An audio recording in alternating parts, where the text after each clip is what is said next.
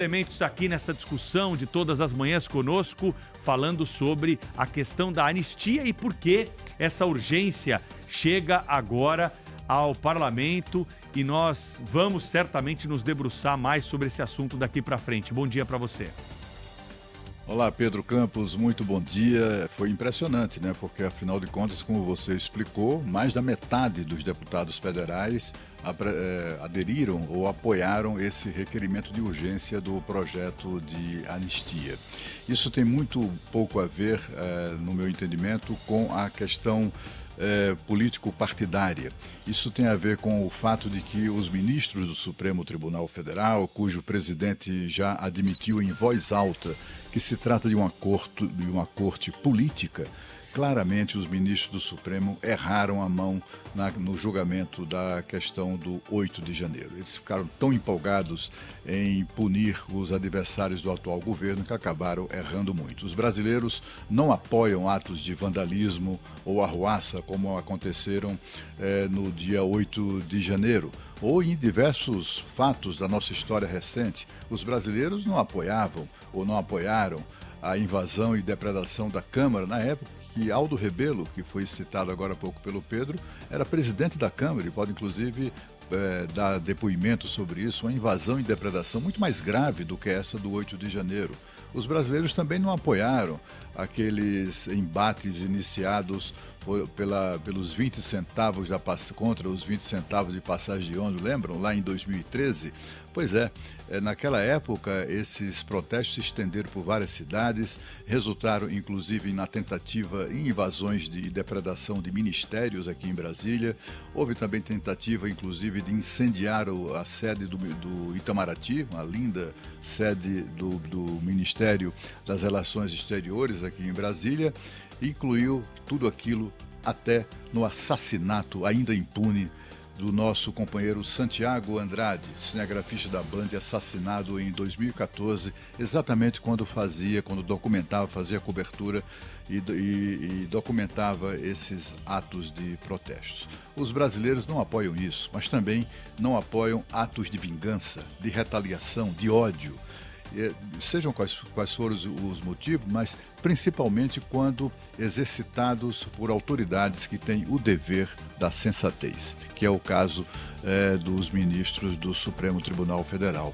Ninguém entende por que antigos anistiados, pessoas que pegaram armas, sequestraram, assaltaram, até mataram em defesa de uma causa na qual acreditavam, hoje são tomados de tanto ressentimento, tanto ódio, né, contra quem depredou prédios públicos. É exatamente esse tipo de perplexidade que mobiliza deputados federais e senadores em favor, ao menos, da discussão e votação do projeto da anistia. Para isso que o Congresso existe. Tem que ser votado, nem que seja para ser rejeitado. Mas, portanto, assim, não se trata de uma disputa, uma mera disputa entre governo e oposição, nem mesmo entre direita e esquerda. O que a gente vê, na verdade, é uma reação do parlamento aos excessos, aos exageros do Supremo Tribunal Federal, né? Condenaram uma cabeleireira a 14 anos e meio de prisão e mais uma multa de 30 milhões de reais por ter sujado com batom uma estátua da justiça e ainda ser acusado de tentativa violenta de abolição do Estado Democrático de Direito armado. Com o quê? Com batom? Enfim, as pessoas não são bobas, os brasileiros estão cada vez mais atentos ao noticiário e falam isso para os deputados e senadores. Quando eles vão para os seus estados, eles ouvem esse tipo de perplexidade. E é exatamente o que os mobiliza a apoiar a votação desse projeto. Olha, nenhum deles, não conheço nenhum caso de parlamentar, talvez tenha ali, sempre tem exceções, os mais radicais e tal, de um lado e de outro, que apoiam ou tenham apoiado aqueles atos de vandalismo. Pelo contrário, eles até os condenam e a maioria esmagadora, se não todos, defendem a punição exemplar daqueles que de fato tenham depredado os prédios públicos e qualquer tipo, tenham roubado Constituição, tenham derrubado, danificado o relógio histórico, coisas dessa natureza. E essas pessoas, de fato, precisam ser punidas. Mas condená-las de forma indistinta, só porque estavam no meio ali daquela turba toda, de fato é um exagero que a Câmara busca de alguma maneira, pelo menos, colocar em discussão. Não se sabe se isso vai prosperar, porque a gente conhece a Câmara, né? A Câmara pode até aprovar, acho pouco provável, mas pode até aprovar o projeto de anistia. Mas o problema é que o Senado também tem que aprovar.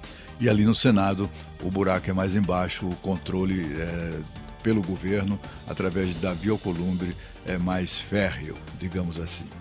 Agora nós voltamos a São Paulo com Thaís Freitas, que nos traz notícias muito importantes também.